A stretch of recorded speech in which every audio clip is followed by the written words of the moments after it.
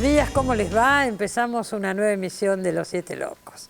Bueno, dentro de unos días cumplimos 30 años de la recuperación de la democracia y nos pareció una buena oportunidad tratar hoy en el programa el tema de la literatura argentina en estos años. Es un tema bastante abarcador, vamos a hablar dentro del espacio que tenemos lo más que podamos. Tenemos una mesa con 4 escritores argentinos, pero antes vamos a ver un pequeño informe que hemos preparado. Ahí va. Desde la recuperación de la democracia, la literatura argentina pasa por un muy buen momento. Si bien en los últimos años no tuvimos ninguna figura excluyente como lo fueron Borges, Cortázar, Manuel Puig y Osvaldo Soriano, hoy se escribe una literatura mucho más plural. Ya no hay estéticas dominantes ni temas obligados, y la característica principal es la diversidad. Jóvenes como Hernán Roncino y Romina Paula conviven con Abelardo Castillo, Ricardo Piglia, Liliana Hecker, Guillermo Sacomano, Marcelo Cohen y César Aira. A partir de la crisis de 2001, surgió un nuevo fenómeno. Apareció una cantidad importante de editoriales independientes que permitieron el surgimiento de nuevos autores. Sin embargo, la difusión masiva y las ventas de los libros de escritores argentinos siguen siendo bajas. Bueno, es muy abarcativo, ¿no? Decir 30 años de literatura en democracia. Vamos a tratar con nuestros invitados de ver algunos puntos que nos parezcan los más importantes, pero obviamente no nos va a dar el tiempo para hablar de todo lo que habría que hablar. A mí me parece que una característica muy marcada de estos años es que muertas las grandes figuras de la literatura argentina, Borges, Cortázar, Silvino Campo, qué sé yo, podemos nombrar a muchos, Puig, Soriano. Digo, hoy no hay referentes que marquen una línea, entonces hay una gran pluralidad, ¿no? De temas, de estilos.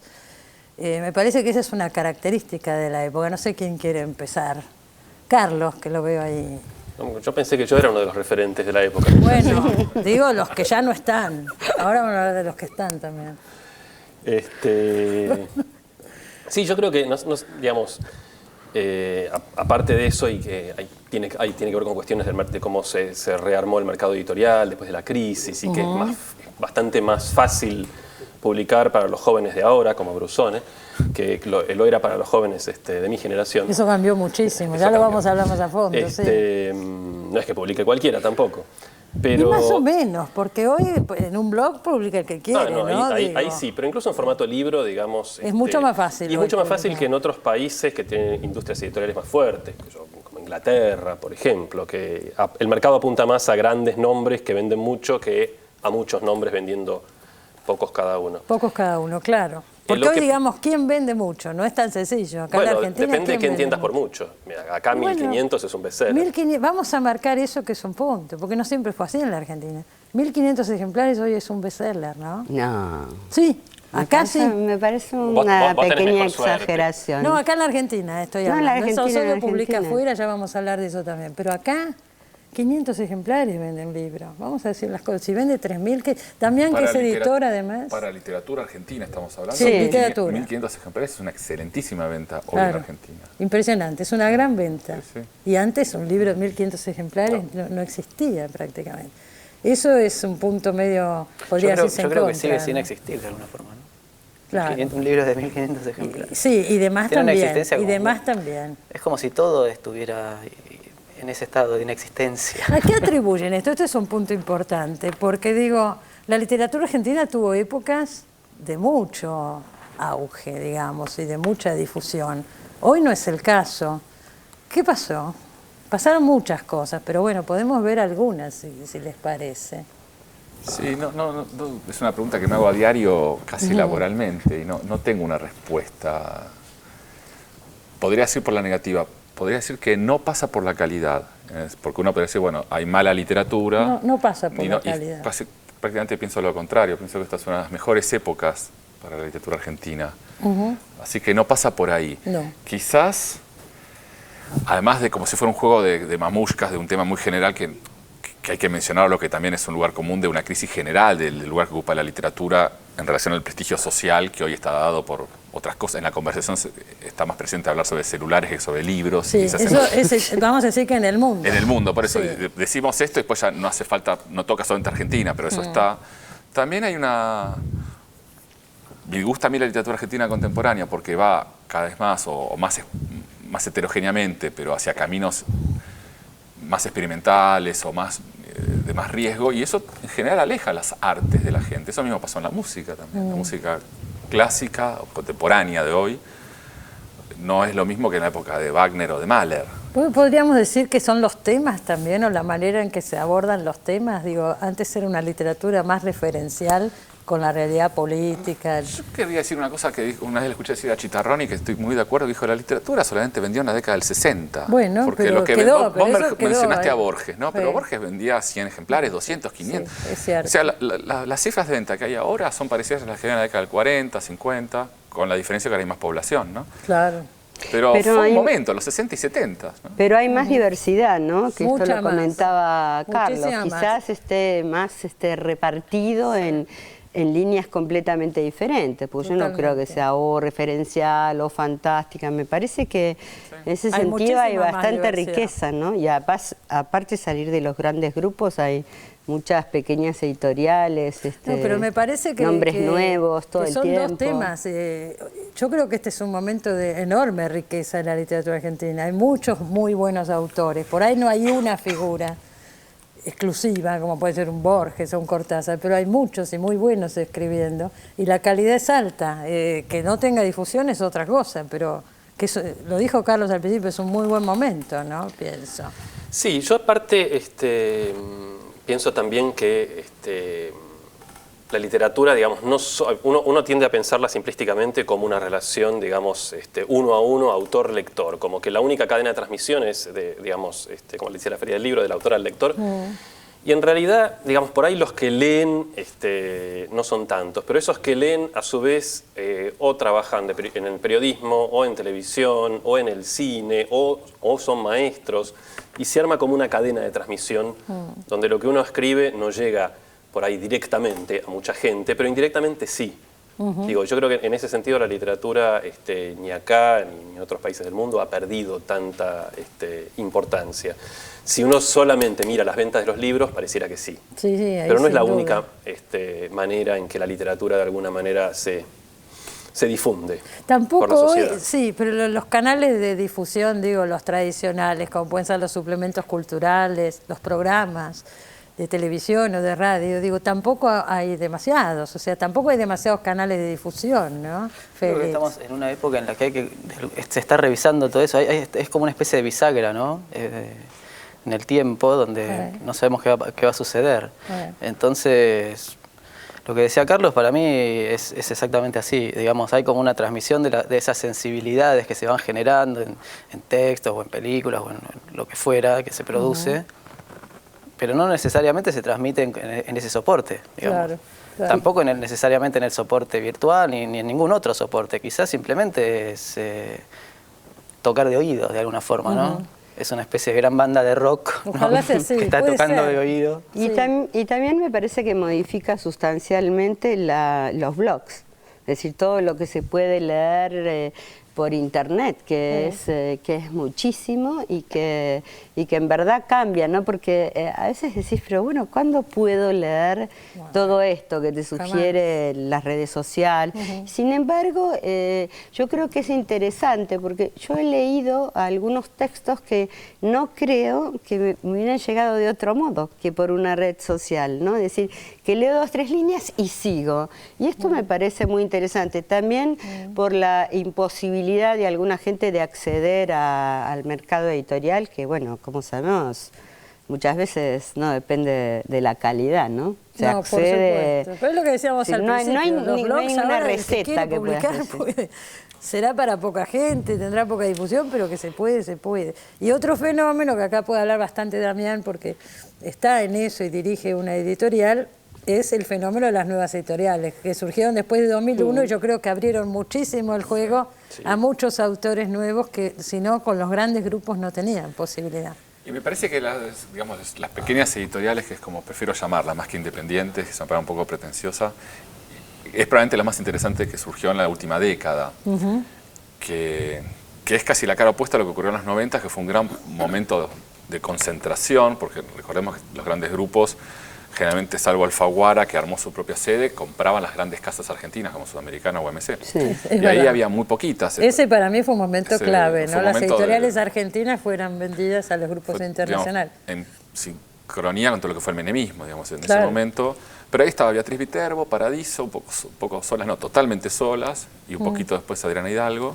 Simurg. Y Simur, claro, y había alguna gota, Tantalia, pero eran realmente muy poquitas. Tantalia. Y en cambio había mucho de poesía en ese momento. Y ese modelo de circulación un poco como con lógica de guerrilla que tenían las editoriales de poesía, de moverse muy rápido frente a las grandes editoriales que eran la Armada Panzer, ¿no? Y eso se movía muy rápido. Eso es lo que tomamos las editoriales independientes después del 2001, que en estos 10 años ya hay casi 2 generaciones, porque el primer grupo donde estaba Interzona, Paradiso, Entropía, que cumple 10 años ahora, y empieza a haber una segunda generación, ya tienen 4 o 5, y ahora hay nuevísimas todavía, y hay como un piso de editoriales Eterna Cadencia, Eterna que cumplió Cadencia, cinco, que tiene hace 5 unos años, 20 años, La Bestia Equilátera. Claro, La Bestia Equilátera. Bueno, Tamarisco, que también debe tener también 5 o 6 años, ¿no? Tamarisco ya desde el 2006. si ¿Cómo se- va se me da Tamarisco? cuenta. Acá hicimos un programa, ¿se acuerdan que Sí, estuvieron claro, ustedes de sí, editoriales sí. independientes? Y ahí hablaste de Tamarisco. Sí, claro. Sigue Tamarisco. Sigue Tamarisco. Es una editorial ultra pequeña. Joder, ultra Ya pequeña. es como menos que pequeña. ¿Qué es ultra pequeña? ¿Cuántos libros por año 2. saca? 2 por año. 2 por o sea, año. es ultra Claro, pequeña. estaba por decir, porque hay un piso. Se entiende. Casi de como ultra. que uno puede poner su propia editorial para sus libros. si Mira, quiere. en Y la sí. Feria del Libro hay 7 editoriales donde está Mar Dulce y otras más que son, los llamamos los 7 logos. Sí, ya lo vi. Mira, ¿puedo contar algo? Estuve en la Feria del Libro de Mendoza, Estuvimos ahí. ahora hace poquito. Después voy a comentar en otro blog. Y me encuentro el stand de los 7 logos. Y digo, pero qué bien, porque no estaban los stands de las editoriales nacionales grandes argentinas. Los 7 logos se han juntado, 7 de estas editoriales independientes o chicas, como dicen también, y han armado un pool con el cual van a ferias del libro. Sí, y exactamente. bueno, Vamos a la Feria de Santiago de Chile. Ahí está también La Bestia Equilátera, que no está Bajo la Luna. Esas son como editoriales independientes ya profesionalizadas en un punto. Es decir, claro, que con una tenemos distribución. Una distribución. Y después Sí. hay muchas por abajo, más chicas, no es injusto decirlo por abajo, como en otro lugar, más autogestionadas, si se quiere. Tipo que es la que- Tamarisco. Claro, que es la que decía. Y eso es realmente extraordinario lo que está pasando. Tienen sus propias ferias, que quizás no tienen la capacidad para publicar 10, 15 libros por año y tener la distribución más mainstream, si se quiere, más estándar. Por ahí se están publicando cosas sumamente interesantes también. Y muchos de esos autores pues vienen a las nuestras y después las nuestras nos las roba Mondadori, ¿no? Claro, cuando a alguno Ese es le el- va muy bien, ese es después el se va, proceso. claro. Bueno, eso pasó siempre. Pasó siempre, Eso sí. pasó siempre. Si nosotros pensamos, vamos a tratar de recordar un poco, ¿no? Desde la democracia para acá, los hitos, ¿qué libros ustedes creen que marcaron, que quedaron? Capaz que, pensaba yo, lo podemos conversar, el autor que más influyó después de estas figuras, ¿no? que nombrábamos al principio, capaz que fue Saer. En las nuevas generaciones, digo. ¿Qué opinan de esto? ¿Y qué otros piensan ustedes que han dejado una marca y han influido en ustedes mismos y en los demás escritores, ¿no? Hay que ver qué definimos por nuevas generaciones primero, quizás, ¿no? Porque supongo que a Carlos lo habrá influido, no sé, quizás Saer, no lo sé, ¿eh? Bueno, vamos a hablar. Y a gente más joven quizás no. Por ¿Quién? ejemplo, a mí no. No. ¿Y cuál es y qué influencia, si es que tenés alguna? ¿Qué ves? No, como- yo reconozco, en mi caso particular, pero es un caso, digamos, igualmente hay otros, ¿no? Como por ejemplo Sergio Gaiteri o algunos autores cordobeses que somos como muy fanáticos de Martín Rechman, ¿no? Ajá. Es como un referente para nosotros. Claro. Como muy- Claro, muy ya Martín crítico ahí. Rechman es grande de edad, digo, ¿no? Ya Martín Sí. Debe tener Y, 50. sí, Claro. sí, es como Claro, un pero viste hermano que muy estaba entre mayor los nuestro. escritores jóvenes. Claro, hasta hace Claro. poco. Claro, hasta hace poco, sí. Como un hermano mayor, pero después también yo creo Yo que... también estuve. Más o menos para la Nos misma pasa a época. todos, Porque, No es mi caso, Este, pero... y algún día Brusone también dirá lo mismo. Sí, sí, seguramente. No es mi caso, pero Jorge Asís entiendo Sí. que es un referente para Sí. la gente de mi edad, digamos. Sí, lo consideran un Sí. referente a No es, Jorge no es mi Asís. caso, ¿no? Pero... Ajá. Porque tampoco es que lo haya leído tanto y demás, pero... Mira vos, eso no lo sabía. Sí, sí. notable. Sí, sí, no lo hubiera pensado. ¿Qué decís vos? O bueno, No, los poetas de los 90, claramente, ¿no? Esa generación así loca, de la cual un poco hablaba Damián cuando hablaba de las editoriales y cómo se copió el modelo del la poesía de los 90 en las Claro, editoriales claro. de narrativa después Claro. de los 2000. Y en la generación de Carlos, ¿qué ves como influencia o alguien que haya marcado, que vos, si se va a escribir la historia de la literatura argentina, ¿a quién se va a nombrar, ¿no?, en estos años? Claro. Sí, digamos, hay que tener en cuenta que digamos, el comienzo de la democracia agarra vivos todavía a los grandes escritores de los 60, digamos. Todavía está supuesto. vivo Cortázar, Sí. Borges, Bioy Casares. Sí, señor. Y todavía publican algo, Puig mismo. Creo que por ahí lo que surge en los 80 junto con los autores que mencionaba Félix, bueno, empieza a armarse una nueva tríada, digamos. Si la anterior, digamos, en la generación anterior, por ejemplo, podemos hablar de Walsh, Saer y Puig, ¿no? Con por ahí Haroldo Conti, Antonio Di Benedetto como en un lugar un poquito más lateral. Antonio Di Benedetto, que por ejemplo escribe algunos de sus mejores cuentos, no solo durante la dictadura, sino en un campo de concentración. Ya después se arma por ahí un poquito más con Piglia, Fogwill y Aira, que se convierten para distintas clases de escritores en referentes, ¿no? Sí.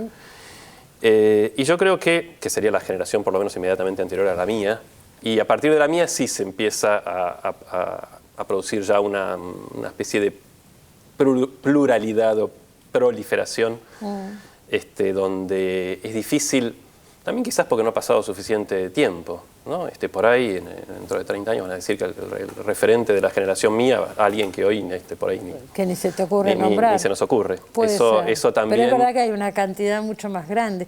Y Elsa, si recordamos los primeros años de democracia, que además yo quiero decir, fueron de una riqueza enorme, año 84, por ejemplo, con todos los escritores que volvieron del exilio. Yo me acuerdo de la primera feria del libro, la del 84, ¿no?, en democracia. Fue una fiesta, pero es inolvidable ese periodo. Más allá de que hubo discusiones enormes y a mi criterio, qué sé yo, Sí, había unas discusiones desgastantes entre los que se fueron y los que se quedaron. Bueno, todo eso y muchos rencores y cosas. Pero digo, fue un momento de una riqueza extraordinaria esa.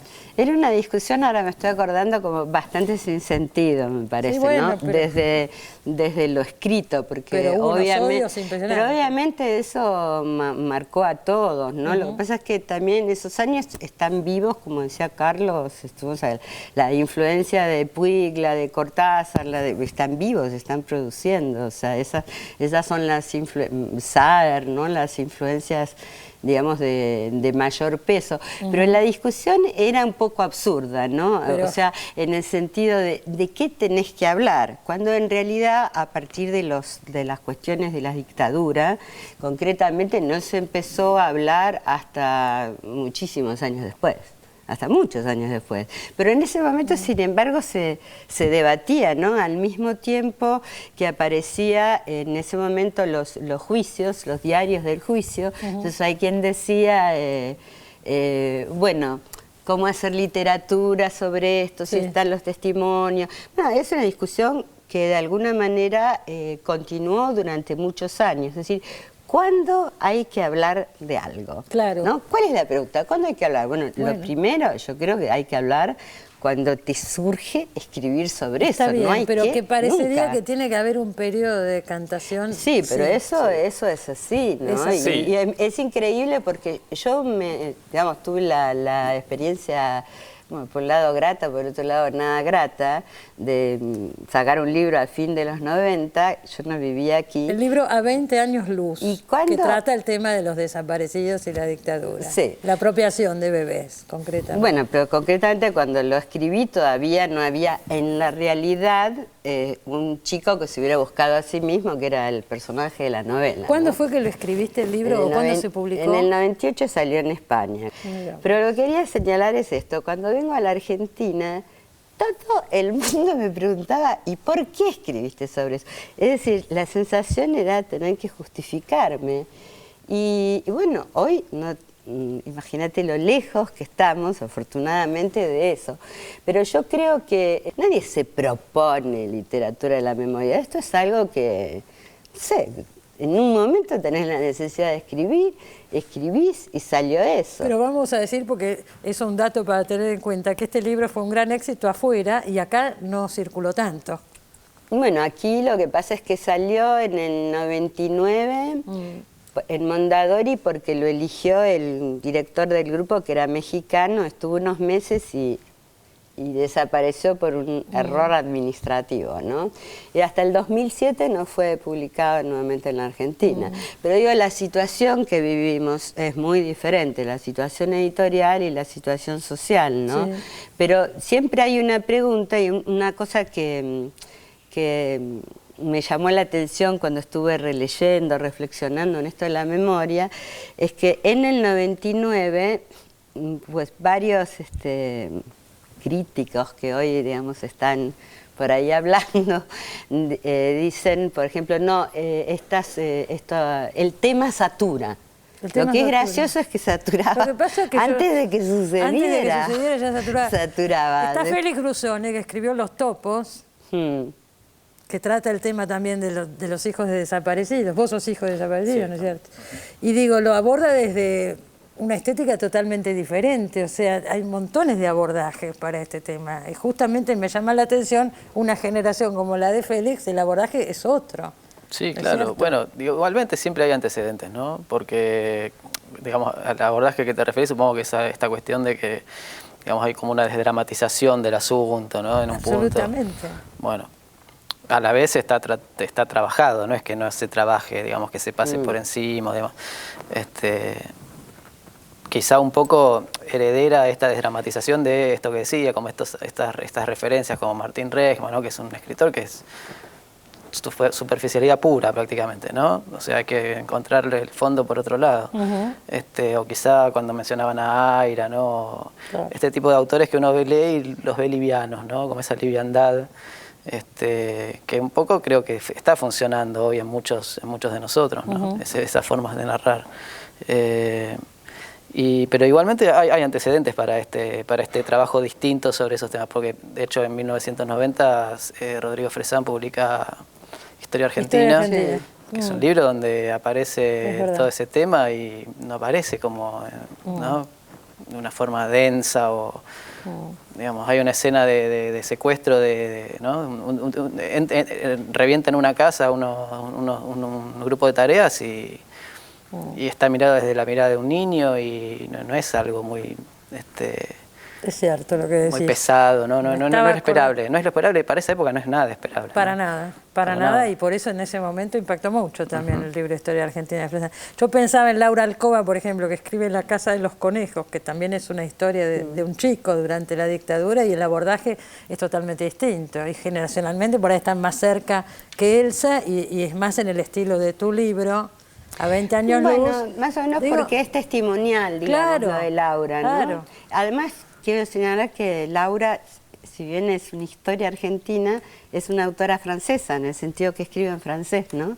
Sí. Lo que pasa es que, bueno, está totalmente... Escribe en francés, pero está relatando lo que le pasó acá de chica en la Argentina. No, está totalmente está muy ligado, marcada ¿no? Pero que a mí me gusta mucho la literatura de Laura, ¿no? Porque tiene... Es testimonial, pero tiene a su vez esa distancia, no sé, bueno, hay un sobre trabajo sobre el recuerdo en ese libro que es muy lindo, ¿no? Claro que sí. Muy lindo. Pero digo, son abordajes muy diferentes al de Félix y son todos válidos, o sea, los temas pueden ser tomados. Una cosa que me recuerda a esta conversación es en la Feria del Libro de Buenos Aires, ahora en abril pasado, pasaba por un pasillo y había un stand donde estaba charlando Eve Ubart, dando una charla, y yo escuché una frase de Eve que era sobre los 30 libros de la democracia. Ajá. Entonces Eve dice, la democracia se la pasó hablando de la dictadura. La verdad que es muy poco interesante la democracia como sistema para que la literatura se ocupe de ella. Y esta conversación tiene en buena medida que ver con eso, ¿no? Como se piensa los 30 años de la democracia para ver cómo se repensó la dictadura, que es uno de los temas. Será poco interesante como tema, pero da lugar a que circulen todos los discursos. No tiene claro, mística. la democracia es el momento donde se discute la dictadura. Porque se puede discutir. Pero un poco, digamos, yo pensaba también, pasó, sobre todo en los 80, ¿no? Que después de 7 años de dictadura, donde había, digamos, de todo lo que sucedía en la dictadura y lo que había sucedido antes no se podía hablar públicamente. Y por otra parte, la gran ficción era lo que había creado el Estado. O sea, durante 7 años consumimos, digamos, ficciones estatales, la mayor de las cuales fue la Guerra de Malvinas. Y después el primer impulso en democracia es, bueno, ahora hay que contar la verdad. Cosa que, para la cual los escritores de ficción estamos muy mal dotados, porque somos todos mentirosos. Pero el imperativo del testimonio era lo fundamental y parecía que de alguna manera el modelo a seguir era el nunca más. ¿No? E incluso el cine para la también. literatura. Pero por eso... Y creo que después en los 90 se produjo una especie de efecto boomerang que fue, bueno, ahora la pura ficción y nos desconectamos del todo, que creo que tuvo, digamos, de alguna manera podría encasillárselo, simplificarlo como una especie de movimiento dialéctico, que hubo una primera zambullida en la realidad con la cual por ahí artísticamente no se pudo hacer demasiado. Pero los primeros eran... Después un puro momento de ficción y después... el equilibrio de eso. Sí, o el cruce. Vamos a hacer un pequeño se hacen posibles corte. novelas como las de Félix, digamos, Claro, que cruzan las dos cosas de manera exacerbada. Vamos a hacer un pequeño corte y seguimos con todo esto porque hay 800 temas que no nos van a entrar, pero bueno, haremos lo posible. Enseguida volvemos.